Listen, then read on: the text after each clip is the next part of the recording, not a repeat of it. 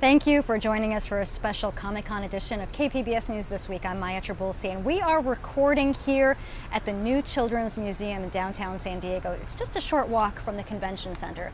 Here's some of what we will have for you today. The art of cosplay. Meet some of the passionate local fans who do this year-round. Comics are a universal language, and there's a growing cross-border influence on this global event. We dive into the Spanish-speaking side of Comic-Con. And inside the Comic-Con Museum. I recently went to Balboa Park to see what's on display for visitors. It's one of the many off-site attractions for locals and Comic-Con attendees. Between last year's actors and writers strikes and the pandemic, it's been a much different con the past few years, but many of those that we've talked to say that the energy this year is as strong as it has ever been. So far, we've seen big crowds for Wednesday's preview night and opening day on Thursday, and one of the biggest draws is in Hall H. That is where Hollywood studios host their star-studded panels. Thursday included the cast from Transformers 1, and that was followed by the Deadpool and Wolverine panel, which included a special screening of the movie that opens this weekend, and it's expected to be one of the year's biggest blockbusters.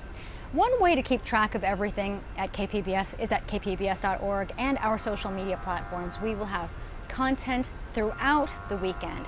Anything that you need to know about the schedule, about transportation, and recommendations even, is all right there. People watching is a big part of the Comic-Con experience. KPBS student reporter Katerina Portela spoke to 3 San Diego cosplayers about their art form and the community that it builds. Walk into Comic-Con and you're likely to run into Princess Leia, Spider-Man, or Mario. Not the characters themselves, of course, but the cosplayers who love them and painstakingly create costumes to pay tribute to them. But for many, cosplaying is much more than dress up. It's an outlet for connections and self-expression. Miles Montgomery was a shy middle schooler when he caught the cosplaying bug. I started going to Comic-Con when I was like 11 or 12 years old, and that was the first time that I had seen people like dressing up with comic book characters and fantasy characters, and I was like, oh, normal people can just do this? Now, 20 years later, he comes to Comic-Con every year, lately as a Mad Max character. It was interesting because you never think that anybody is quite as nerdy as you are, and then you meet other people that are literally like dressing up as characters from these anime, from these video games, and just meeting friends that I never would have otherwise. The Walking Dead universe is worldwide. There's a lot of people that choose dressing up, cosplaying as kind of their art form and their way to show their creativity, but also their appreciation for the character and the actors that portray them. Micah Ella uses cosplay to express her love for Carol, a character on the hit show The Walking Dead. I was part of a handful of folks, both men and women, who were hardcore Carol cosplayers, to the point where, we had our own little Facebook group. I did meet a lot of people that I don't think would be, in my life or that I would even know of if it had not been for cosplay community. In the show, Carol survives an abusive ex-husband and grows into a confident and capable leader. On the surface, Carol and Micah have little in common. Carol being an older white lady and Micah as a young Filipina. But Micah says she admires the character of Carol, and she'll never forget meeting the actress that plays her. Oh, it's awesome. I think she is one of those actresses that are more reserved. And so there are some celebrities who at first didn't get the whole why is everyone dressing up as me kind of thing. But over the years, because I've met her so many times, she's gotten used to it and has warmed up to us.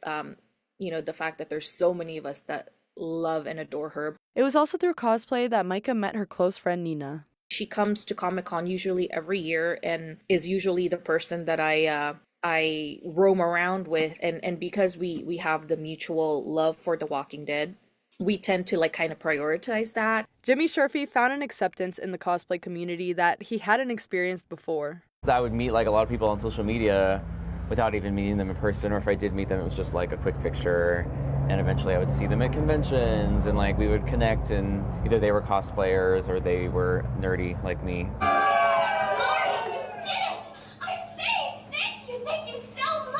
Jimmy says cosplay gave him the courage to do drag. I got asked by Chad Michaels, who's a famous Cher performer here in San Diego from Drag Race or Urban Moe's, and he wanted me to be part of a Disney show. And I was like, oh, me? Like, what am I gonna do? Drag shows and cosplay competitions are a lot alike. Both involve skits and lip syncing, but for Jimmy, it goes deeper than that. The cosplay community is kind of more accepting, I would say, than about different body types, different ethnicities, different sexualities in general, and obviously like the LGBT community, that's like what it's all about. So I just feel like there's a good overlap there with the communities, and I've kind of found like my little place in there. Jimmy is now able to make a living as a cosplayer and a drag queen. While Comic-Con will be one of the many conventions that he attends this year for work, it's also a family reunion. Katerina Portela, KPBS News. And creating some of the more elaborate costumes, well, that takes a lot of artistry and skill. KPBS video journalist Carlos Castillo met one local creator who gave us some behind-the-scenes access.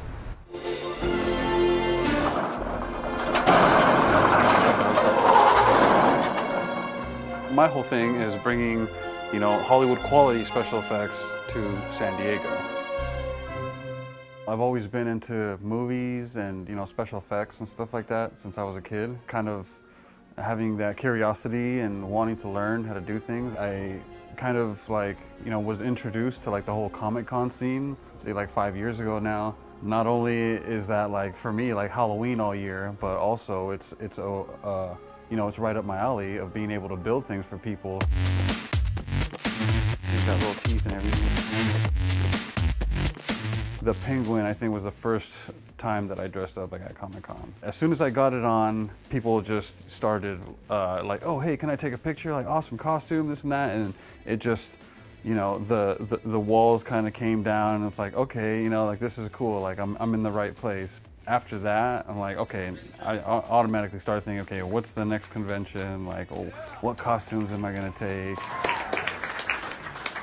You want to make the costume out of quality materials, but also you want to think about breathability, trying to make it light. You'll see cosplayers, make stuff out of Eva foam, which is basically gym floor mats. Each time is it presents a different challenge, and when you're working with materials like latex and silicone, sometimes temperature really plays a part in it. I mean, these materials aren't cheap. For example, this Aquaman costume right here, we got bracers, for the arms. We got, custom shoes. I mean, something like this would, can be anywhere between $1,500 to $3,500.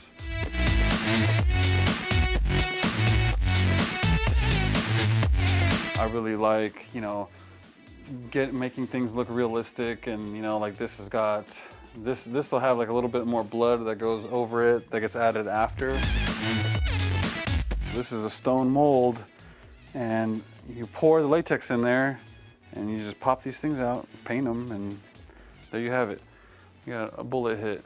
This is actually the shell of the plaster shell that goes over the clay mold, and then latex gets poured inside of that.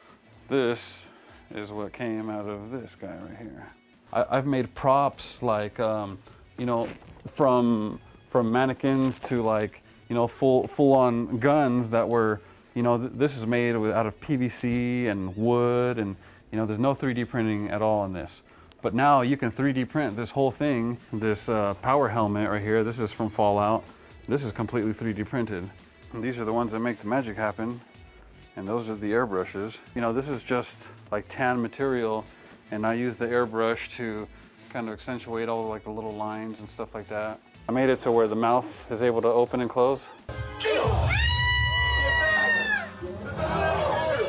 So the Groot was interesting because it's a stilted costume, but it's not on stilts, it's actually on styrofoam blocks.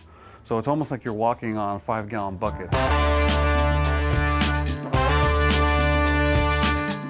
just threw it all together, painted it up with like house paint, whatever I can use. It was really rudimentary. And then I took it to Comic-Con and it was a big hit. I took a bunch of pictures and got a bunch of cool footage, and yeah, a lot of smiles.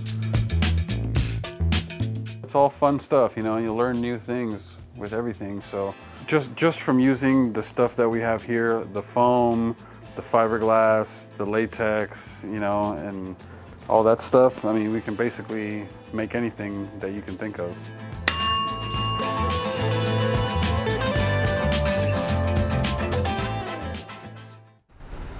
And we're here in downtown San Diego at the new Children's Museum. Comic-Con is happening just right behind us, and one of the genres that drives everything is science fiction. Brendan Tuccinardi tells us about a local company that's bringing some of it to life.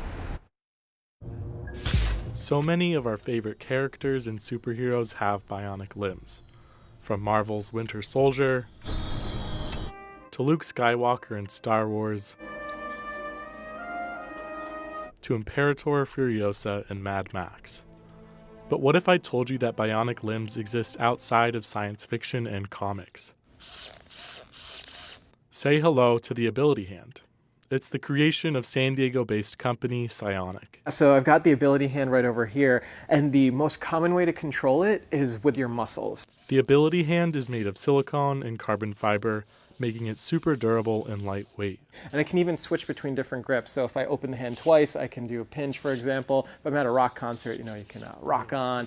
And then our user favorite is the finger wave, where you can see all the fingers moving. With practice, users can lift a barbell, swing a golf club, and even hold an ice cream cone. Psionic CEO and founder Adil Akhtar started thinking about prosthetics when he was 7 years old. My parents are from Pakistan. I was born in Chicagoland, and I was visiting Pakistan when I was 7. It's the first time I met someone with a limb difference. She was my age, missing her right leg and using a tree branch as a crutch. It's what inspired me to go into this field, and it's inspired me to create a company called Psionic that develops advanced bionic limbs that are affordable for both humans and robots. Akhtar and a few Ability Hand users are bringing their stories to San Diego Comic-Con this year.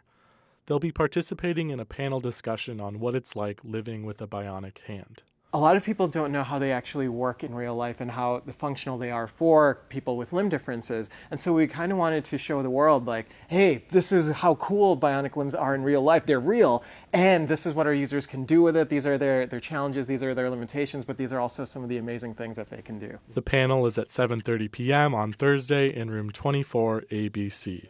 And with the help of the Ability Hand, I'm counting down the days till then. Brendan Tuccinardi, KPBS News. Fans of Comic-Con who did not get a ticket may want to head to ChicanoCon this weekend at Border X Brewing. It includes a panel discussion with Latinx creatives who are breaking barriers. KPBS South Bay engagement producer Maria Elena Castellanos has a preview. Now I'm actually, in the LA Times anyway, I'm the first comic strip. One of the big names attending ChicanoCon this weekend is Lalo Alcaraz. He produced the recently released animated film, The Casa Grande's Movie. He's also known for his nationally syndicated daily comic strip, La Cucaracha. He says he's driven by the need to speak up against racism and injustice. I mean, it's on us to defend people that can't defend themselves. So, immigrants are under attack again. Always. It hasn't stopped. So, I mean, a lot of my work is that. And then, stepping up for other people that can't speak or, defend themselves or whatever. Jorge Gutierrez, the director of the animated blockbuster hit The Book of Life, is also heading to ChicanoCon. He says he is hopeful about the future of Latinx content and audiences can help. We're in a good time, but our people have to speak with their wallet and support, take a chance. Just like you take a chance on a movie you're not sure about, take a chance on a movie you're not sure about Latino culture, Latino directors and Latino actors. Take a chance. Don't wait. Someone else who would like to see more Latinx content is David Favela, the owner of Border X Brewing. He said he started ChicanoCon several years ago after noticing how hard it was to get a ticket to go to Comic-Con. So I said, why not host it, a version of it here in Barrio Logan, because we're so close, and make it about the kids and bring a little bit of that cosplay, comic book, fantasy, magic to the barrio. Alcaraz and Gutierrez plan to share more at ChicanoCon, set for Saturday evening at Border X Brewing in Barrio Logan. Maria Elena Castellanos, KPBS News. Of course, San Diego is home to a large Spanish-speaking population, and that means there is a demand for comic books in the Spanish language. Video journalist Matthew Buller tells us how the industry is adapting to changing demographics. May, you have to believe me. I do, Peter. That's the problem. I'll always believe in you. Simple joy of reading a comic book is a window to so much more. The global industry is valued at more than $14 billion, with a B, and it's expected to grow. Wondering if you had a second to go over by a statement from the McCarthy Medical Center. Just like the stories, its readers have evolved over the years. No idea what you're talking about, Mr. Parker. Felicidad, sí, ya la ha perdido. Census data show that more than 20% of the people in San Diego speak Spanish. Chula Vista, that number's closer to 50. Yet, it's very difficult, if not impossible, to find comic books in Spanish on this side of the border. When we first opened about 5 years ago, we would get a lot of requests for folks for comics in Spanish, and it was almost impossible for us to order anything. That's Aaron Treitz, owner of Now or Never Comics in downtown. Historically, comics have been dominated by straight white men. And that is changing in terms of the creators, that's changing in terms of the characters, that's changing in terms of the audience. Treitz says that many Spanish readers are told that the Spanish language versions of their favorite stories don't exist. But if you can cross the border, you can find them. Some of those books do exist, and we're seeing a lot of those come up from south of the border.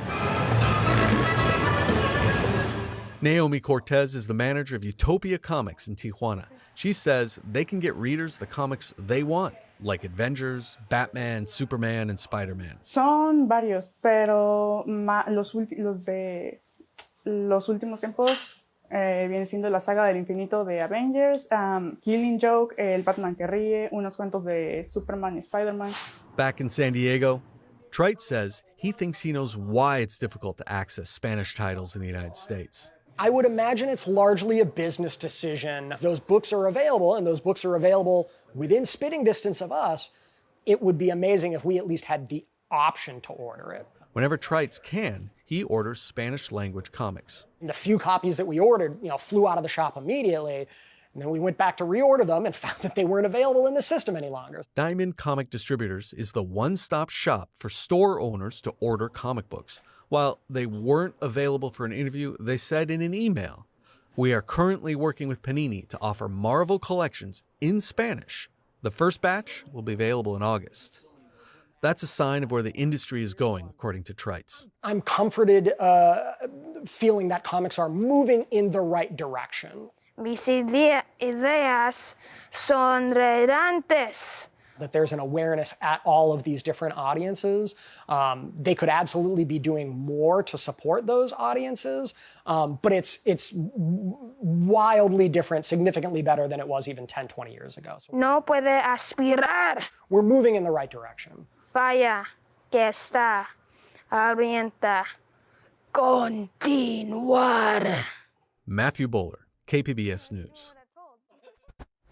And this is a huge weekend for public transit, and recently it got a little bit easier to pay your fare.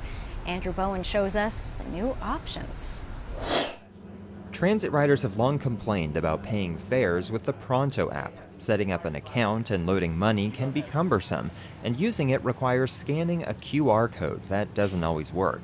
Connor Proctor is vice president of Ride SD, which led the campaign to allow fare payment with credit cards and mobile wallets like Apple Pay. He says he's seen long queues of passengers waiting at ticket machines or trying to figure out the app. It'll help them get on a lot faster, it'll avoid confusion, and it'll also speed up the bus for everybody because there won't be people confused about payments. They can just tap, get right on. It'll speed up the boarding process a lot. Passengers paying with credit cards can still transfer between routes for free within 2 hours.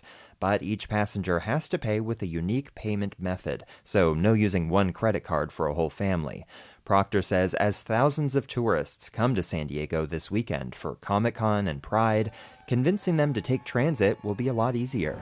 They won't have to learn a new system. They won't have to Google and figure out how transit works in San Diego. It's going to be super fast, and it's going to really show them a good time, and hopefully, get them out of a rental car, get them on the bus, get them on the trolley, get them using public transit. Contactless credit cards are accepted on all buses, trolleys, and trains in the Metropolitan Transit System and the North County Transit District. Andrew Bowen, KPBS News. And there's so much happening this weekend that it is easy to forget that we have access to a unique pop culture experience all year long by the way of Comic-Con Museum. I took a tour of the museum in Balboa Park, which is chock full of one-of-a-kind items in the new Betty Boop exhibit. It's got a Hollywood movie prop memorabilia auction, as well as a famous car that's sure to take you back in time to a future where we don't need roads. Betty Boop, an international icon. Why was it important to bring this exhibit here to Comic-Con Museum? That is the primary reason. She is an international icon, and not only that, she is the first fully formed female animated character. She's been around for 90 years and is still one of the top beloved icons created as a cartoon. It's just amazing. And I'm thinking it's especially, because she's a female character, for her to be as popular as she was for as long as she was and as widely as she was. She's sexy without being sexual. She was the first female to fly a plane, pilot a ship, and to run for president. And it's one of the reasons Comic-Con exists is they were trying to preserve the art form of comics and comic art. And so we always have original art in the museum. And I like to point that out because people don't often realize they're looking at things that are from the 30s, from the 20s, even earlier. What's going on there, Betty? This is a pop-up exhibit. It's only here for 2 weeks. And it is displaying the memorabilia that will be on the auction at Julian's on Sunday, July 28th. This is just a small collection of the items that are going to be there, but we have some very, very special things that I think you'll be interested in seeing. One is the Wolverine Deadpool shirt that was worn by Ryan Reynolds that he has contributed to the museum as an auction item. It's really pretty cool. And then these are original artworks. There are over 70 of these, and they're by the artist Gabriel Hardman, who did the storyboards for X-Men 2, X-Men United. So if you're a collector, that's something that's probably going to have a lot of people's interest because these original artworks are hard to come by. These two items are notable just because they're extremely rare. They were both thought to have been gone and lost forever, and they're original props from Star Trek. And this is the first time that they've been It's the on first display. time they've been on display. Harry Potter and the Sorcerer's Stone. It's the first movie, right? The very first one. These are the magic wands. These are the good. These are the evil. These are the students. It's really fascinating to look at them, and they were all used in the movies. So Rita, what do you have your eye on? I really would love to actually buy that piece of Betty Boop art, but I can't afford it. It's really cool. It's an original, one of a kind. This was created by Frank Caruso, who is the current artist for Betty Boop. And he said he wanted to capture the joy and the energy of Betty Boop. This is an interactive part of the exhibit where you can actually take a step-by-step approach to drawing her. Well, right now we're learning the process in which how the animators drew Betty Boop. As you can see, these guidelines are very helpful, and Betty Boop is especially interesting because, look at her anatomy. It's sort of realistic, but then you have her head. Yes. It's almost like it's shaped like an oversized bean. Long white beard and a crooked stare. Welcome to the robotics area of Popnology. This exhibit is where yesterday's fantasy is today's reality, and that's really true. So this is an exhibit of thinkers. It's an exhibit of people that envisioned the future and then how it has transferred to be the current reality. This is the DeLorean, and this is a full replica of the one that was in the movie. There are only two that exist. The one was in the movie and this replica, and it is really awesome. So I get to sit in one of two DeLoreans in existence.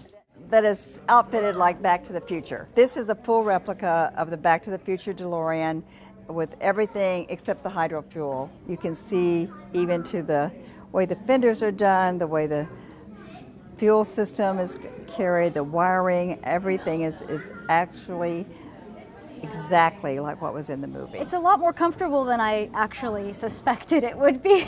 And we have November 5th, 1955. Here's a red letter date in the history of science, November 5th, 1955. This is incredible. So who built this?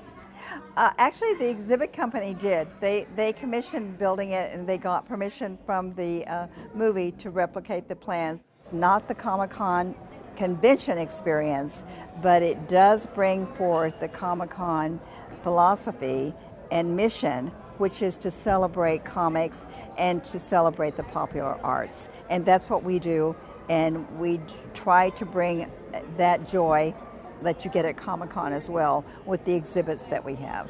Year round. Year round. Year round. And a reminder that you can find more KPBS content on our YouTube page. Subscribe and get notified when new content is posted. It's also where we live stream KPBS Evening Edition weeknights at 5. And we hope that you enjoyed this look at KPBS News this week. I'm Maya Trabulsi. Thanks for joining us.